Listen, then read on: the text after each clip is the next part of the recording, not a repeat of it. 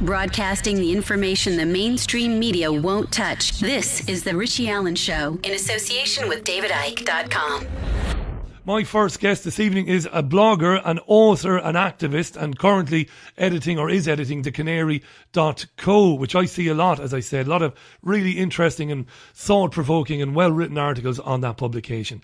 Last year she published Austerity, is the demolition of the welfare state and the rise of the zombie economy, a book which has been very well received. It's available at all good online retailers, and I'm delighted that she's back on this programme about 18 months after she was first on it.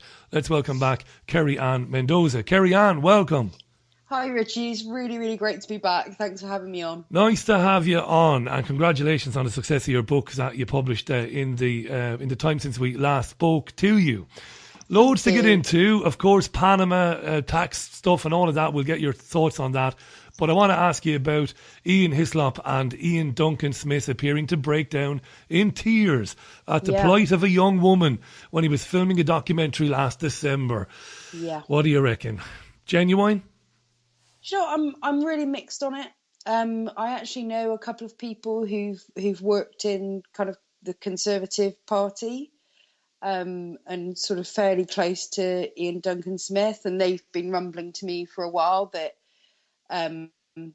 he's not the most personable guy, but he did have some credible ambitions with the welfare state that move beyond just cuts.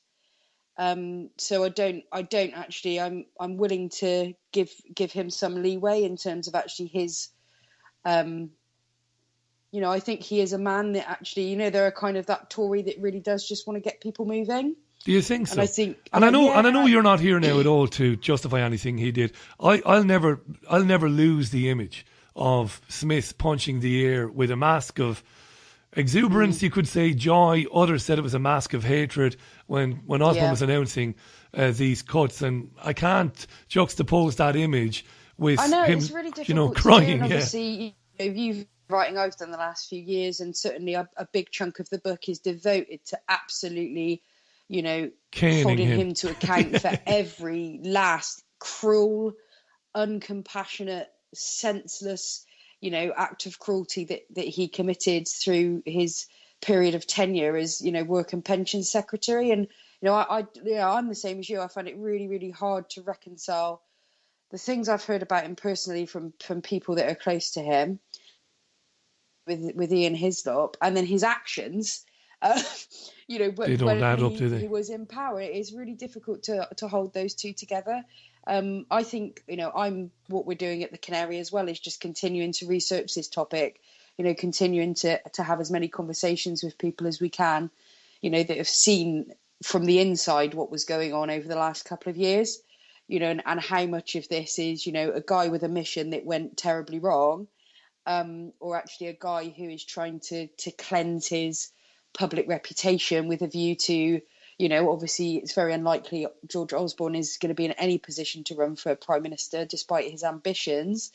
If we end with maybe a Boris Johnson challenge in the next few months, and Ian Duncan Smith is looking to refresh his public face with a view to coming back to the front bench at that point, there's so much that we don't know. What I do know is that what he's saying now, and the rumours of what he was saying behind the scenes absolutely do not match up, either with the policies that he inflicted while he was in power or the way that he responded to them publicly. I understand, I'm not naive enough to misunderstand that when you're in a political party there's pressure on you to die, but there is certainly a way of, even if you're going to do that, at least showing some reluctance and some humility, and he never did. He never did through his entire period of tenure. And as you say, there was the fist pump to kind of like he was celebrating some football result, at the same time that sick and disabled people up and down the country were watching that budget, probably in tears, wondering how on earth they were going to make it through the next, weeks and months on less and less of their already limited income. So I think it's left a few people, kind of, what's this guy up to? Yeah, fair enough. Let's leave him alone for a few minutes. Faisal Islam of Sky News asked David Cameron today to talk about his own finances and, importantly, had he benefited previously, or does he still benefit from tax shelters created and run by his father? Now, I'll give you my take on this very quickly, and then I'm really interested to hear yours. I've been doing what I do for a long time. I came out of commercial and national radio, and I've been around politics all my life. This is a smoke screen. This is the sort of thing that gets a massive amount of airplay to distract the attention of the public away from something else, namely Yemen, namely Syria, namely God knows what. It doesn't matter what the newspapers, it doesn't matter how much outrage created amongst the public today, yesterday, tomorrow about these tax shelters. The fact is, it's a non-story because it's a story we've heard time and time again. That's what these people do. They find legal but very, very annoying, very shady tax shelters to bury their money in, and they just go and do it. Why is this getting so much coverage, this story? I think part of it is that, and again, it's where the smoke and mirrors are directed that piques my interest as a journalist, because we're in this absurd situation now because the wealth and power are so concentrated that you almost have a kind of conspiracy of mutual self-interest, of newspaper proprietors, of their journalists, of the leading politicians, kind of even, moving into the judicial system and the House of Lords, because they're essentially one class. And, the situation we have now where you have, the proprietors of The Guardian, The Telegraph, The Sun, these are all infamous tax dodgers. There is no way on earth that they are going to go anywhere near publishing anything truly damning that fundamentally, and this is where I come to your point about smoke and mirrors and, what's the end game. It's what tends to happen. Very, very similar, if you recall, what happened with the Edward Snowden links and the PRISM and the whole, surveillance state infrastructure, is what the press will tend to do is leak little bits of information about it, none of which are killer punches, none of which are transformative, over a long period of time, so that the public basically gets bored with the story and they move on before anything fundamentally changes. And so you just get this feeling, it's a bit like a feeling of like wading through treacle, which, must be what it's like for you as a broadcaster as well, where you feel like, hang on, we know there is a massive issue of tax evasion. This is not news. We've been, aware of this. And obviously it's important that when we come up with new facts, that they are duly reported and they're reported robustly. We can't, there's a difference between having a feeling and having a fact and evidence to back up that feeling. But as I say, the wealth and power is so concentrated that anybody really who is in any kind of a position to do something about it has a vested interest in not. And I think that's the principal issue, I think, of pretty much of our age, is that our very, democracy, our very way of changing, shaping, creating our society so that we have, decent rules that help us function as a society. It's very, very difficult to participate in that democracy in any meaningful way. Well, that segues lovely now into the question I posed today on social media. Yeah. I grew up in local and commercial radio at the beginning, and I would have kept my opinions out of the editorial when my presenter and myself came to organise our 5 morning talk shows. I kept my opinions and feelings out of it, even though I would have had a lot of sympathy with the Socialist Workers' Party. I would have had a lot of sympathy with Sinn Féin. And by Sinn Féin, of course, I mean the latter-day Republic of Ireland, Sinn Féin. I understand. You understand. Yeah. I know you understand that, but just in case our listeners thinking that I have any,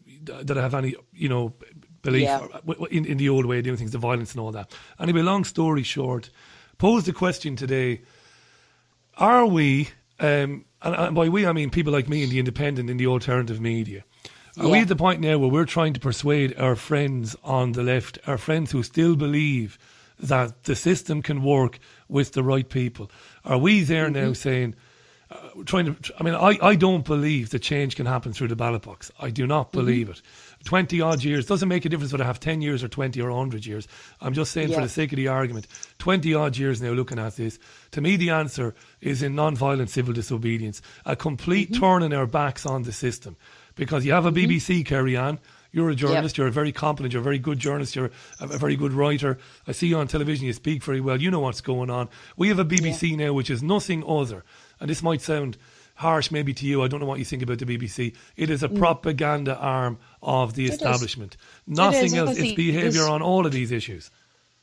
Yeah, it is. I said, that's the reason we set up the Canary, and certainly when you talk about kind of preaching out choir, and preaching outside of the congregation, for want of a better phrase. Obviously, we're not religious. That's I'm speaking figuratively. But when we were looking at the Canary, and obviously I've been writing Scriptonite for several years, and I was kind of thinking, we need to be having a bigger conversation, because you've got kind of people like us, however many thousands or millions of us there are, who have been lucky enough to have had life experiences that have actually helped us to transform our view and actually get us in a place where we can quite happily disengage from the mainstream media, or if we do engage with it, we spot where the lies are, because we have enough information and background that we're able to do that. But that is really, I don't take for granted the privilege of that position.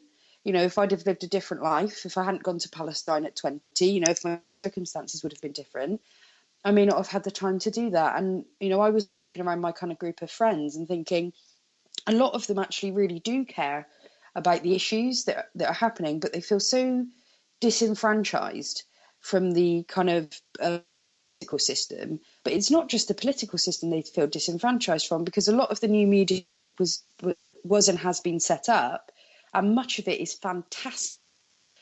But it's almost fallen into one of the problems that the mainstream journalism has, where we're still kind of speaking to ourselves. We're using shorthand, we're using headlines, and the way that we write, we don't realise how almost institutionalised we've become, kind of in our own world. And what we wanted to do at the Canary was say, no, we need to reach beyond our tent, beyond the people who are voting UKIP, the people that are voting Labour, the people that have just stopped voting Tory because they really believe the promises of the Conservative Party at principle, the principle of, contributing the maximum, of always looking to yourself first before others to try and deal with, your problems and make your dreams happen. And we're like, all of these people are disenfranchised by what's happening right now. And if we can have a conversation with them, we're going to need a new language, and we're going to need to speak like normal people, not like journalists, not like academics, not like people who have gone off to university and done 3 years of journalism and come out and forgotten what it's like to sit in a pub with someone and have a moan, about what's going on. And that's what we're trying to do at the Canaries. But as I think actually the critical thing that needs to change before we even get on about whether to vote or whether to, apply the laws of civil disobedience or whatever, campaign or whatever we're going to do, is firstly, you need a team. Firstly, you need to actually change the public conversation from all of the assumptions that underpin the stories that people hear every day in the mainstream media. The conversation about the deficit, the conversation about the debt, the conversation about, it would all be fine if all of these immigrants were here. A very fear-based, divisive, separate, lonely, cold kind of politics and worldview that's being foisted upon people. They're being spoon-fed it every day, all the time.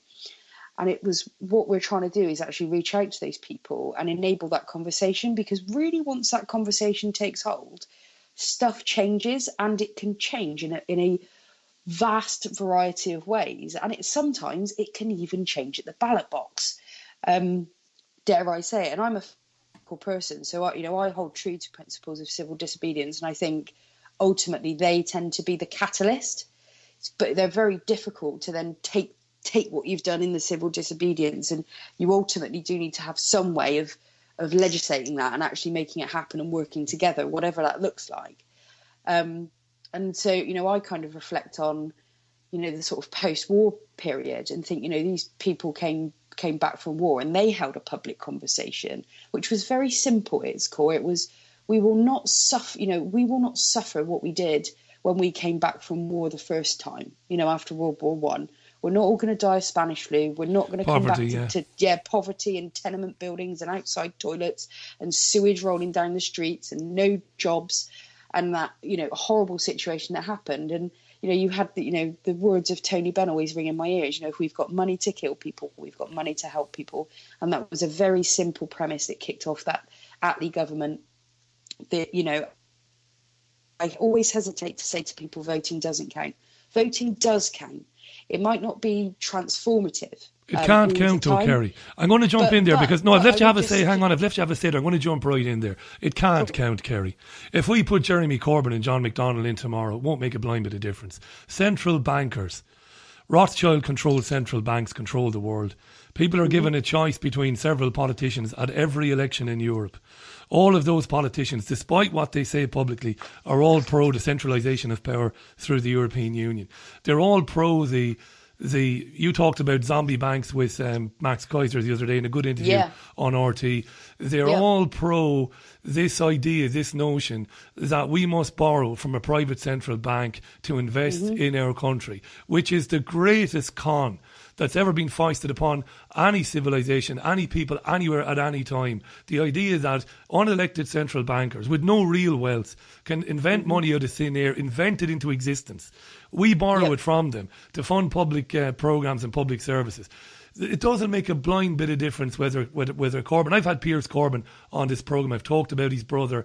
These guys don't know what's going on. Some of them do, some of them don't. But it doesn't matter who you put in there, how nice they might be, how principled they might be on some issues. It will not make a difference. The tyranny will continue. And I'll tell you this before I shut up and let you back in.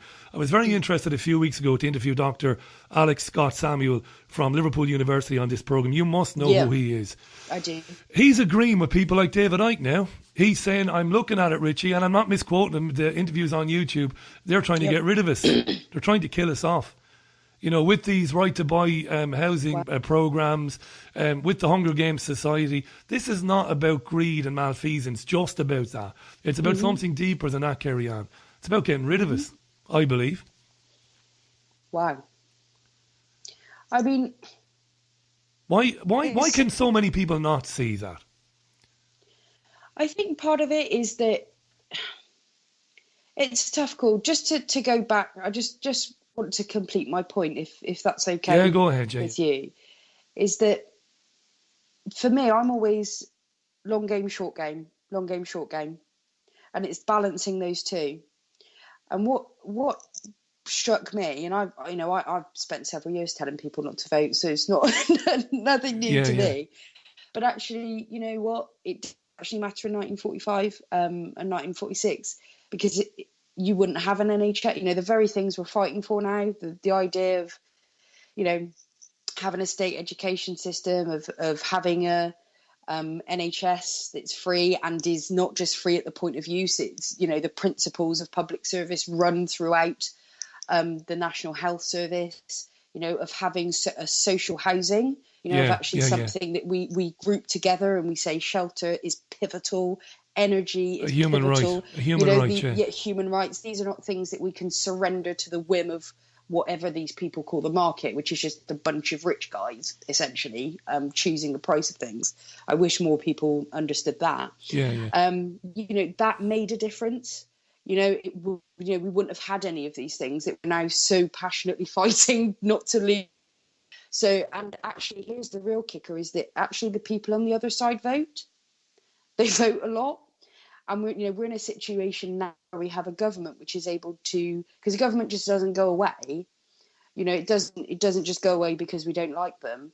We move out of that space, and then those same people move in, and we've now got a government with a mandate of just 24% of the electorate, which is able to implement, some of the most heinous policies, the most heinous policies, not some of, the most heinous policies that have been inflicted on this country, basically ever. Do you know the Occupy movement missed a big trick? My greatest regret, I was in Spain when the Occupy movement took hold. And the biggest problem we had with the Occupy movement was nothing to do with the occupiers. These were incredibly smart, brave men and women. The problem is the public didn't support it. I remember speaking with the artist Neil Haig. Now, Neil is a guy who illustrates David Icke's books, and he does a lot of his own things. He's not necessarily, you wouldn't describe Neil now as somebody who's into the sorts of things maybe that we talk about on this programme and other programmes. Neil used to say to me in London, when we were in London, Richie, 250,000 people. It'll take 250,000 people. And before at least, but to stay there. And before you come back in on that, Kerry-Anne, I'm going to say this and then I'm going to shut up, and it's going to sound like a mini rant, but it's not going to be.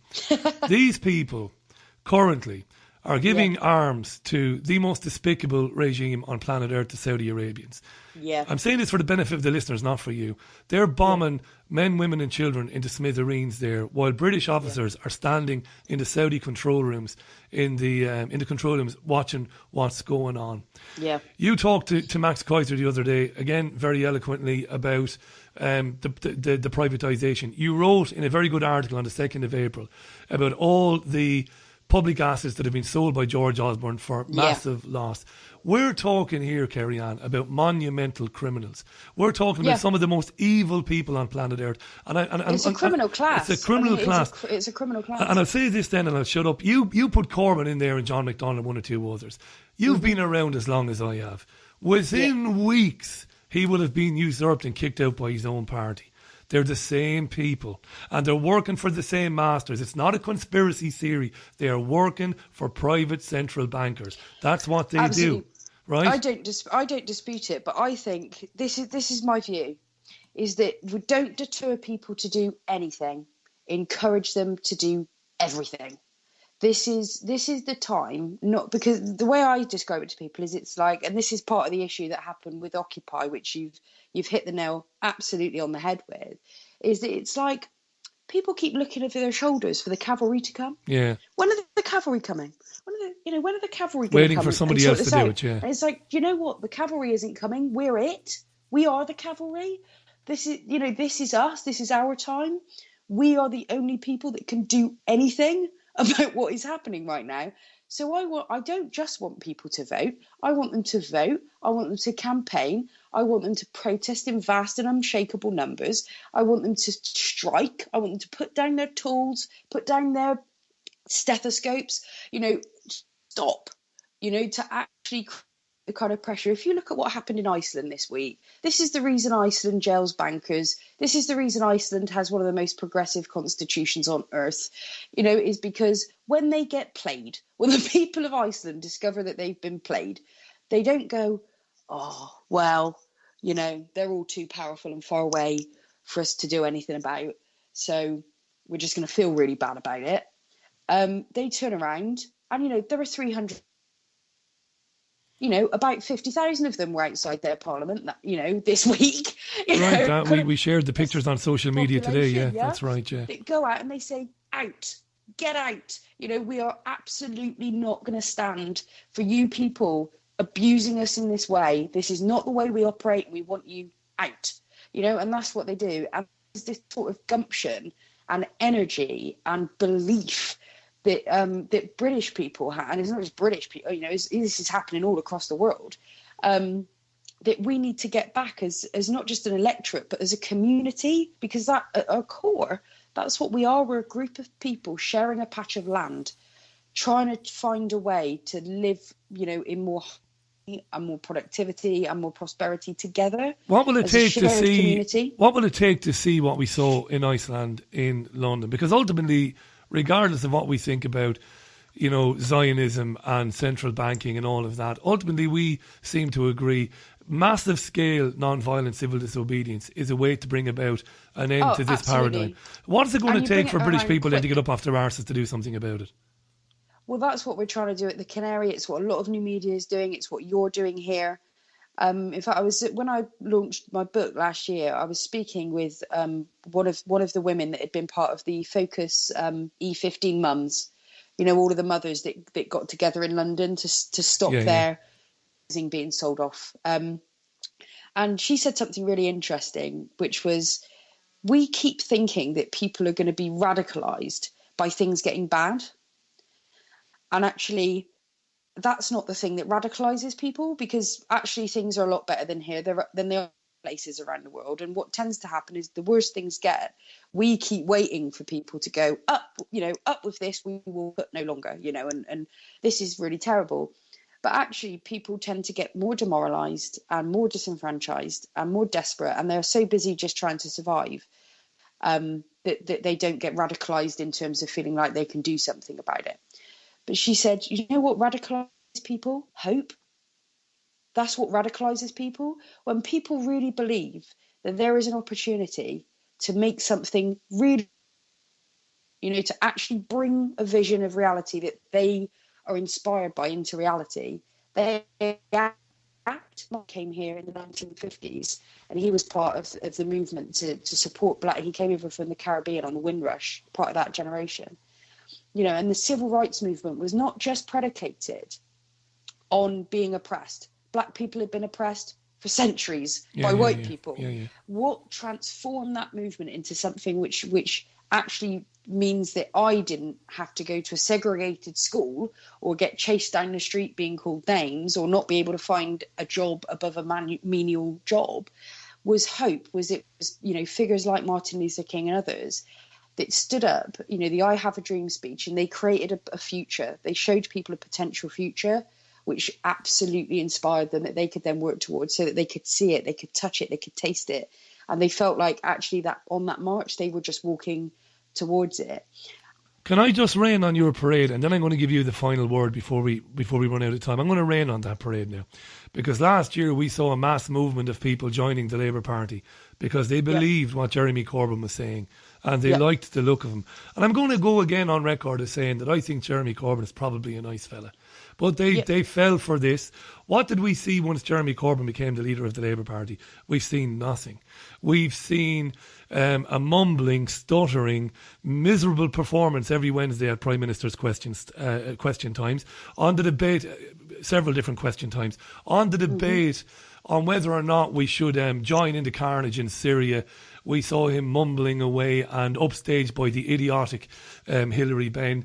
At no time did Corbyn shout at, and I know there are rules and regulations within that chamber, but at no time did Corbyn say, we know the Turkish president is buying oil from ISIS. We know that the CIA and, in fact, the intelligence agencies in this country have been arming these guys since back in 2008. We can't carry this charade on any longer. Now, I know Corbyn has said that sort of thing privately. You see, given the world stage, Kerry-Anne, and he's not going to have it for very much longer. He is not going to have it, because I don't see him being there this time next year.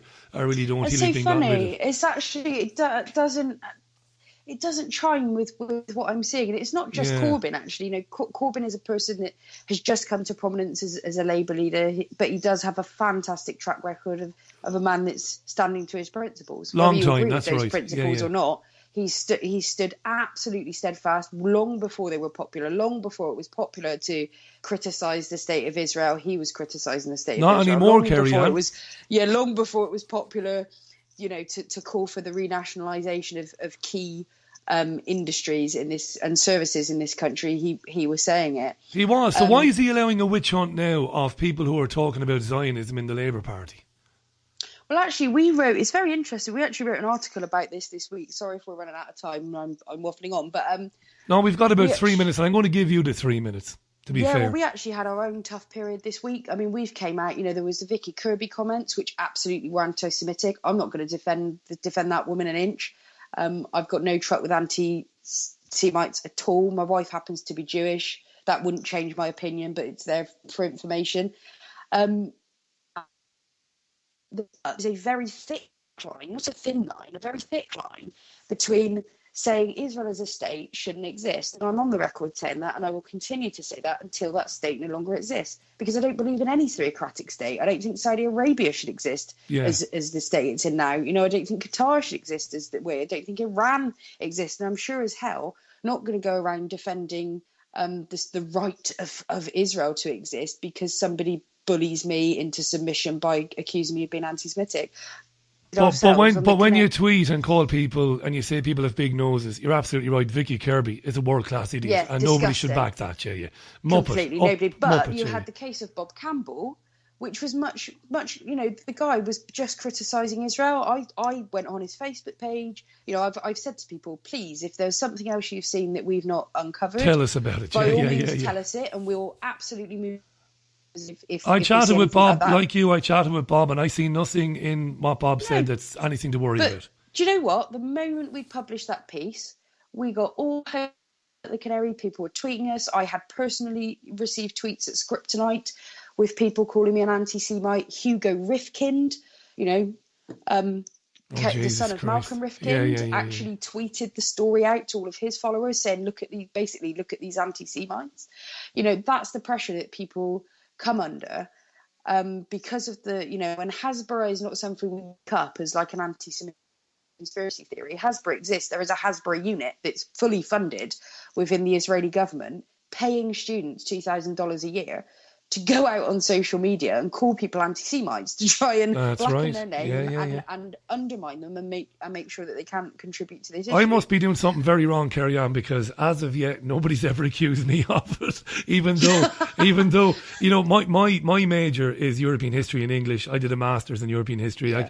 I can talk all about the Sykes-Picot Agreement, the plundering, of course, of the Ottoman Empire. Israel has no right to exist. But I always say this. I always say every state ever in history came into being because of bloodshed and murder. Absolutely. It's ironic, isn't it? The United States, is a genocide. Absolutely, a genocide. Yeah. Listen, we're just going to have to leave it. It kills me to do that.